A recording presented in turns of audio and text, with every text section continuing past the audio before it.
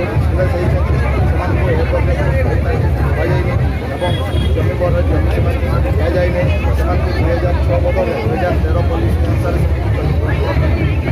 ଏ ବାବଦକୁ ଆମେ ମହାମାରୀ ରାଷ୍ଟ୍ରପତିକୁ ସାର୍ ଇଆଡ଼େ ଆମେ ଆଶା କରୁ କି ଆପଣ ଏବଂ ଦାୟିତ୍ୱ ମଧ୍ୟ ଆପଣ ଆଦିବାସୀ ଅଞ୍ଚଳ ଯେହେତୁ ଆଦିବାସୀମାନଙ୍କର ଆପଣ ଗାର୍ଡିଆନ୍ ଟ୍ରଷ୍ଟ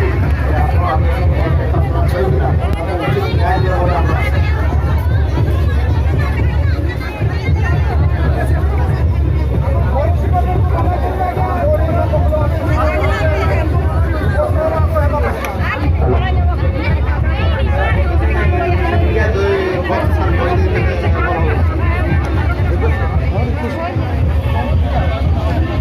ଅଭିଯୋଗ ପତ୍ର ଆପଣମାନେ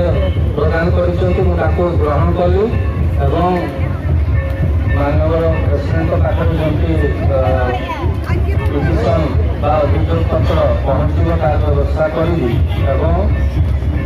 ଆ ଉପରେ ଆପଣମାନେ ପିଟିସନରେ ଯାହା କିଛି ଲେଖିଛନ୍ତି ମୁଁ ସେଗୁଡ଼ାକୁ ଭଲକି ପଢ଼ି ମୋ ଦ୍ୱାରା ଯାହା ହେଇପାରିବ ମୁଁ ସେଇଟା ଚେଷ୍ଟା କରିବି। ଆମର ଉପଖଣ୍ଡରେ ଯେଉଁ ଅଫିସରମାନେ ଅଛନ୍ତି ତାଙ୍କ ସହିତ କଥା ଲାଗି ଆପଣମାନଙ୍କର ମୋ ଦ୍ୱାରା ଯେତିକି ଦାବି ପୂରଣ ହୋଇପାରିବ ମୁଁ କରିବି ଏବଂ